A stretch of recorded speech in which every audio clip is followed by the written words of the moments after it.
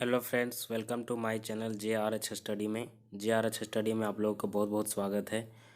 तो दोस्तों, आज के इस वीडियो में हम लोग करने वाले हैं भौतिक विज्ञान के 50 MCQ, फिजिक्स के टॉप 50 MCQ। ये पार्ट 3 वीडियो है दोस्तों। इससे पहले 2 पार्ट हमने अपलोड कर दिया है, तो उसको भी आप जाकर ज़रूर देख लें। तो चलिए दोस्तों, हम लोग स्टार्ट करते हैं। और जो दोस्त हमारे साथ पहली बार जुड़ रहे हैं या हमारे चैनल के साथ पहली बार जुड़ रहे हैं, वो हमारे चैनल को सब्सक्राइब कर दें, साथ में बेल आइकन प्रेस करके ऑल बटन को सेलेक्ट कर लें और लाइक शेयर ज़रूर कर दें। तो चलिए हम लोग चलते हैं वीडियो की तरफ। 87 नंबर क्वेश्चन से हम लोग करेंगे दोस्तों। 86 क्वेश्चन तक हम पहले करवा चुके हैं, तो उसे भी आप जाकर प्ले लिस्ट में वीडियो को देख लें। बहुत इंपॉर्टेंट क्वेश्चन है दोस्तों, तो ये सेशन भी बहुत इंपॉर्टेंट होने वाला है। तो चलिए हम लोग स्टार्ट करते हैं 87 नंबर क्वेश्चन से। तो 87 नंबर क्वेश्चन हमारा जो है, रडार की कार्यप्रणाली निम्न सिद्धांत पर आधारित है। तो रडार की कार्यप्रणाली जो होता है वो रेडियो तरंग का परावर्तन के प्रणाली पर सिद्धांत रहता है, ठीक है उसका। तो रेडियो तरंगों का परावर्तन के कार्यप्रणाली पर वो चलता है, ठीक है। अगला हम लोग देखते हैं, जब दो हल्के नाभिक मिलकर भारी नाभिक का निर्माण करते हैं तो इस प्रक्रिया को क्या कहते हैं? इस प्रक्रिया को हम लोग नाभिकीय संलयन बोलते हैं। डी आंसर हो जाएगा। अगला हम लोग देखते हैं, जब कांच की छड़ को रेशम से रगड़ा जाता है तो कांच की जो छड़ है उस पर कौन सा चार्ज आ जाता है? माइनस, प्लस, ठीक है वो। तो इसमें कौन सा चार्ज आ जाएगा? धन आवेशित हो जाएगा। तो इसका सही आंसर हो जाएगा सी, 89 का सी। अगला हम लोग देखते हैं, यदि किसी साबुन के बुलबुले को आवेशित किया जाए तो इसका आकार जो है वो बढ़ जाएगा, ठीक है। इसका सही आंसर बी हो जाएगा। अगला हम लोग देखते हैं, तांबा मुख्य रूप से विद्युत चालन के लिए प्रयोग किया जाता है क्योंकि।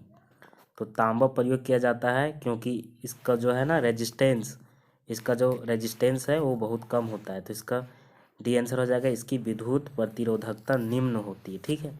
अगला हम लोग देखते हैं, अगला क्वेश्चन 92 नंबर, धारिता का मात्रक है। तो धारिता का मात्रक हो जाएगा हमारा फैराडे, ठीक है, फैराडे। धारिता मतलब कैपेसिटेंस, ठीक है, कैपेसिटेंस। अगला हम लोग देखते हैं 93 नंबर, मीटर सेतु मीटर ब्रिज की सहायता से ज्ञात किया जाता है। तो मीटर ब्रिज की सहायता से ज्ञात किया जाता है प्रतिरोध को, ठीक है। इसका सही आंसर हो जाएगा ये। 94 नंबर क्वेश्चन हम लोग देखते हैं, शुष्क सेल में एकत्रित रहती है। तो शुष्क सेल में एकत्रित रहती है रासायनिक ऊर्जा, ठीक है। इसका सही आंसर हो जाएगा बी। अगला क्वेश्चन हम लोग देखते हैं 95 नंबर, यदि किसी अगला क्वेश्चन हम लोग देखते हैं 95 नंबर, यदि किसी तार को खींचकर त्रिज्या आधी कर दी जाए तो उसका प्रतिरोध। तो देखिए बहुत इंपॉर्टेंट क्वेश्चन है, इसको कैसे बनाएंगे। तार है, ठीक है, उसको खींच के हम लोग क्या करें, त्रिज्या आधी कर दे रहे हैं। मतलब ये एरिया है उसका क्रॉस सेक्शन, तो रेडियस यहाँ से यहाँ होगा, इसको आधा कर दे रहे हैं। तो लंबाई कितना गुना हो जाएगा? 4 गुना हो जाएगा, ठीक है। इसको खींच रहे हैं तो ये लंबाई हो जाएगा 4 गुना। तो और रेडियस को हम लोग आधा कर रहे हैं, ठीक है। अब क्या होगा, अब देखिए, अब हम लोग जानते हैं कि रेडियस जो रेजिस्टेंस है वो डायरेक्टली डिपेंड करता है लेंथ पर और एरिया पर, ठीक है। तो लेंथ 4 गुना हो गया और एरिया जो हो जाता है पाई आर स्क्वायर। इस रेडियस को हम लोग क्या कर दिए, आधा कर दिए, ठीक है। तो आधा का स्क्वायर ये 4 हो जाएगा। अब ये 4 ऊपर जाएगा तो क्या हो जाएगा, 16 गुना हो जाएगा, ठीक है। 16 मतलब टोटल 16 से मल्टीप्लाई हो गया। तो इसका सही आंसर इस तरह से हो जाएगा हमारा डी, 16 गुना हो जाएगा, ठीक है। रेजिस्टेंस जो है 16 गुना हो गया। अगला हम लोग देखते हैं 96 नंबर क्वेश्चन हम लोग देखते हैं, अर्धचालक पदार्थों की वैद्युत चालकता ताप बढ़ाने पर क्या होता है? तो ताप बढ़ाने पर जो है इनका कंडक्टिविटी बढ़ जाता है, ठीक है। सेमीकंडक्टर का कंडक्टिविटी टेम्परेचर बढ़ाने पे बढ़ जाएगा। अगला हम लोग देखते हैं, अगला क्वेश्चन 97 नंबर, परमाणु घड़ी निम्न प्रभाव के अंतर्गत कार्य करती है। तो परमाणु घड़ी जो है पीजो इलेक्ट्रिक इफेक्ट पर काम करता है, ठीक है, पीजो इलेक्ट्रिक प्रभाव पर। अगला हम लोग देखते हैं, विद्युत मोटर निम्न सिद्धांत के अनुसार कार्य करती है। तो विद्युत मोटर जो है वो फैराडे के नियम पे कार्य करता है। ठीक है, अगला हम लोग देखते हैं 99 नंबर। निम्नलिखित में कौन सा बम जीवन को नष्ट कर देता है लेकिन भवनों को कोई क्षति नहीं पहुंचाता है? तो इसका सही आंसर हमारा जो होगा न्यूट्रॉन बम। ठीक है, न्यूट्रॉन बम हो जाएगा। अगला हम लोग देखते हैं 100 नंबर क्वेश्चन। परमाणु बम में निम्नलिखित सिद्धांत कार्य करता है। परमाणु बम जो होता है वो कौन सा सिद्धांत पर कार्य करता है? तो इसका सही आंसर हो जाएगा नाभिकीय विखंडन पर। और हाइड्रोजन बम जो है वो नाभिकीय संलयन पर। ठीक है, अगला हम लोग देखते हैं 101।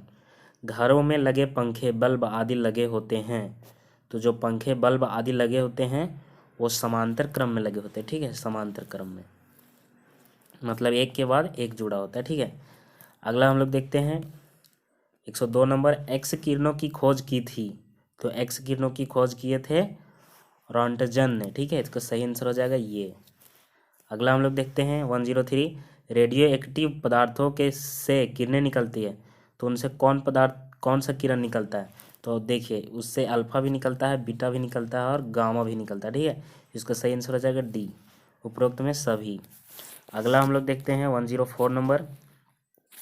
सबसे अधिक वेधन क्षमता होती है। तो सबसे अधिक जो होता है वो गामा किरणें का होता है। ठीक है, सबसे कम होता है अल्फा का, उसके बाद बीटा का, उसके बाद गामा का। ठीक है, ध्यान में रखिएगा। अगला हम लोग देखते हैं परमाणु क्रमांक कहते हैं। तो परमाणु क्रमांक किसको बोलते हैं? तो परमाणु क्रमांक बोलते हैं नाभिक में उपस्थित प्रोटॉन की संख्या को। ठीक है, इसका सही आंसर हो जाएगा बी। अगला हम लोग देखते हैं 106 नंबर। न्यूट्रॉन की खोज की थी। तो न्यूट्रॉन की खोज कौन किए थे? तो इसका सही आंसर हो जाएगा हमारा सी, चैडविक ने किए थे, जेम्स चैडविक। अगला हम लोग देखते हैं 107 नंबर। समस्थानिक परमाणुओं में प्रोटॉन की संख्या समान होती है। तो इसमें आंसर इसका हो जाएगा समस्थानिक परमाणुओं में क्या होता है? प्रोटॉन की संख्या समान होती है। ठीक है, प्रोटॉन जो होता है न्यूट्रॉन और प्रोटॉन होता है, लेकिन समस्थानिक उसको बोलेंगे जिसका प्रोटॉन बराबर रहेगा। ठीक है, अगला हम लोग देखते हैं 108 नंबर क्वेश्चन। प्रत्येक पदार्थ में उसके द्रव्यमान के कारण ऊर्जा होती है, यह सिद्धांत किस वैज्ञानिक ने प्रतिपादित किए? ठीक है, तो ये जो दिए थे सिद्धांत वो दिए थे आइंस्टीन का। ठीक है, आइंस्टीन का, इसका सही आंसर हो जाएगा सी नंबर। अगला हम लोग देखते हैं 109 नंबर। एक भारी नाभिक के दो हल्के नाभिक में टूटने की प्रक्रिया को कहते हैं। तो अगर एक भारी नाभिक दो हल्के नाभिक में टूट रहा है तो उसको हम लोग बोलेंगे नाभिकीय विखंडन में। ठीक है, परमाणु बम इसी सिद्धांत पर कार्य करता है। अगला हम लोग देख रहे हैं 110 नंबर क्वेश्चन। हाइड्रोजन बम आधारित है। तो हाइड्रोजन बम जो कार्य करता है हम लोग बताए थे नाभिकीय संलयन पर। ठीक है, इसका सही आंसर हो जाएगा ये। अगला हम लोग देखते हैं सबसे पहला नाभिकीय रिएक्टर बना था। तो सबसे पहला नाभिकीय रिएक्टर जो बनाए थे वो फर्मी ने बनाए थे। ठीक है, फर्मी इसका सही आंसर हो जाएगा। एनरिको फर्मी इनका पूरा नाम था। अगला देखते हैं 112 नंबर क्वेश्चन। पारे का प्रतिरोध शून्य होता है तो कितना डिग्री सेल्सियस पे या कितना फ़ारेनहाइट पे, कितना केल्विन पे शून्य होता है? तो पारे का प्रतिरोध जो होता है 4 केल्विन पे शून्य होता है। ठीक है, अगला हम लोग देखते हैं 113 नंबर क्वेश्चन। अस्थाई चुंबक बनाने के लिए क्या प्रयोग किया जाता है? तो स्थायी चुंबक बनाने के लिए प्रयोग करते हैं इस्पात का। ठीक है, अगला हम लोग देखते हैं अस्थायी चुंबक बनाने के लिए बनाए जाते हैं। तो किसका प्रयोग होता है अस्थायी चुंबक बनाने के लिए? तो इसका सही आंसर हो जाएगा बी। ठीक है, अगर अस्थायी चुंबक पूछ दे तो इस्पात, और अगर अस्थायी पूछ दे तो नर्म लोहा को। ठीक है, अगला हम लोग देखते हैं 115 नंबर क्वेश्चन। लेंज का नियम है। तो लेंज का नियम जो है वो क्या होता है? ऊर्जा संरक्षण का। ठीक है, कंजर्वेशन लॉ ऑफ एनर्जी है। ठीक है, अगला हम लोग देखते हैं 116 नंबर क्वेश्चन। पृथ्वी तथा अन्य ग्रह सूर्य के चारों ओर चक्कर लगाते हैं, यह सिद्धांत सबसे पहले किया था। पहले सिद्ध कौन किए थे सबसे पहले? तो इसका सही आंसर हमारा हो जाएगा कॉपरनिकस ने। ठीक है, कॉपरनिकस ने सबसे पहले बताए थे कि अन्य ग्रह जो है पृथ्वी के साथ अन्य ग्रह सूर्य के चारों ओर चक्कर लगाते हैं। अगला क्वेश्चन हम लोग देखते हैं 117। कॉस्मिक किरणों की खोज की थी? तो कॉस्मिक किरणों की खोज किए थे विक्टर हेस ने, ठीक है। इसका सही आंसर हो जाएगा बी। अगला हम लोग देखते हैं 118 नंबर क्वेश्चन। निम्नलिखित में किस अभिक्रिया के कारण तारे चमकते हैं? तो तारे चमकते हैं कार्बन का नाइट्रोजन में परिवर्तन के कारण और हाइड्रोजन का हीलियम में परिवर्तन के कारण, ठीक है। तो इसका दोनों आंसर सही हो जाएगा। तो इस तरह से आंसर सही, सी सही हो गया, ठीक है, उपयुक्त दोनों के कारण। अगला हम लोग देखते हैं सूर्य के सबसे नज़दीक तारा है। तो सूर्य के सबसे नज़दीक तारा जो है वो क्या है? प्रोक्सिमा सेंचुरी है, ठीक है। तो इसका सही आंसर हो जाएगा डी।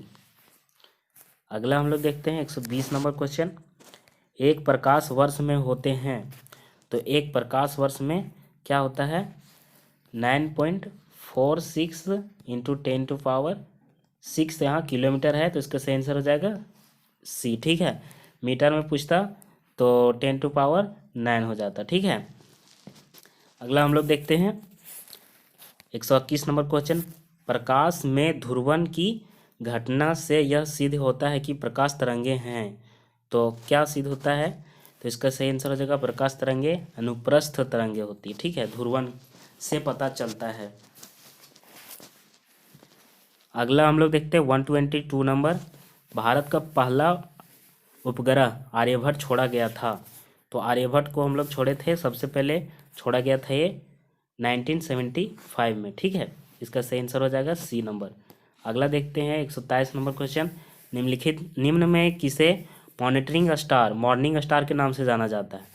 तो मॉर्निंग स्टार के नाम से जाना जाता है हमारा शुक्र को, ठीक है। भोर का, सांझ का तारा इसी को बोलते हैं। अगला हम लोग देखते हैं 124 नंबर। प्रकाश को सूर्य से पृथ्वी तक आने में लगता है। तो प्रकाश सूर्य से पृथ्वी तक आने में इसको 8 मिनट लगता है, ठीक है, 8 मिनट। अगला हम लोग देखते हैं 125 नंबर। दो ग्रह जिनके कोई उपग्रह नहीं हैं। तो ये दो ग्रह कौन कौन हैं? तो दो ग्रह है बुध और शुक्र, ठीक है। अगला हम लोग देखते हैं 126 नंबर क्वेश्चन। निम्न में किस ग्रह का घनत्व पानी से कम है? वह पानी में डाल दिए जाने पर वह तैरने लगेगा। तो इसका सही आंसर हो जाएगा डी आंसर, ठीक है, सही शनि हो जाएगा। क्योंकि शनि का जो घनत्व है वो पानी के घनत्व से कम है। तो हम लोग जानते थे कि जिसका घनत्व कम रहता है वो तैरेगा, ठीक है। अगला हम लोग देखते हैं 127 नंबर क्वेश्चन। साबुन को जल में घोलने पर जल का पृष्ठ तनाव क्या होता है? तो जल का पृष्ठ तनाव जो है घट जाता है, ठीक है। अगला हम लोग देखते हैं 128 नंबर। रदरफोर्ड ने नाभिक का अध्ययन करने के लिए स्वर्ण पत्ती का वर्णन किया था। तो स्वर्ण पत्ती को जो वर्णन किया था वो कौन सा किरण का अध्ययन करने के लिए किए थे? तो अल्फा किरण के साथ वो अध्ययन किए थे, ठीक है। गोल्ड फॉयल जो यूज किए थे, गोल्ड फॉयल, ठीक है। अगला हम लोग देखते हैं 129 नंबर क्वेश्चन। बर्फ पानी में तैरती है परंतु एल्कोहल में डूब जाती है, ठीक है। तो इसका क्यों डूबता है? तो इसका सही आंसर जो हमारा हो जाएगा, देखिए यहाँ पे, बर्फ पानी से हल्की होती है तथा एल्कोहल से भारी होती है, ठीक है। इसका सही आंसर डी हो जाएगा। हम अभी पढ़े थे कि जिसका जो घनत्व कम होता है वो तैरता है, ठीक। अगला क्वेश्चन हम लोग देखते हैं 130 नंबर। प्रत्यावर्ती धारा को दिष्ट धारा में परिवर्तित किया जाता है तो किसकी सहायता से? तो किसके द्वारा? तो इसका सही आंसर हो जाएगा रेक्टिफायर के द्वारा, ठीक है। रेक्टिफायर जो है वो AC को DC में बदलता है, ठीक है। आज के वीडियो में बस इतना ही दोस्तों। तो इससे पहले का सेशन आप लोग ज़रूर देख लीजिएगा, वो बहुत इंपॉर्टेंट क्वेश्चन उसमें डिस्कस किया गया है और ये सेशन भी बहुत इंपॉर्टेंट रहा दोस्तों। तो मिलते हैं दोस्तों अगले वीडियो में। वीडियो देखने के लिए बहुत बहुत धन्यवाद दोस्तों। तो हमारे चैनल को सब्सक्राइब कर दीजिएगा और लाइक कमेंट कर दीजिएगा दोस्तों। तो चलिए दोस्तों मिलते हैं अगले वीडियो में।